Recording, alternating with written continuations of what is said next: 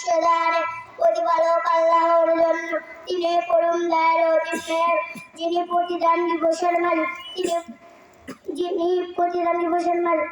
আমরা আপনারই কাছে সাহায্য চাই এবং আমাদেরকে সঠিক পথে পরিচালিত করুন। যাদের উপর আপনার নিয়ামত দান করেছেন এবং তাদের উপর আপনার গজব করেছেন এবং যারা পথভ্রষ্ট হয়েছেন। আসসালামু আলাইকুম ওয়া রাহমাতুল্লাহি ওয়া বারাকাতুহু।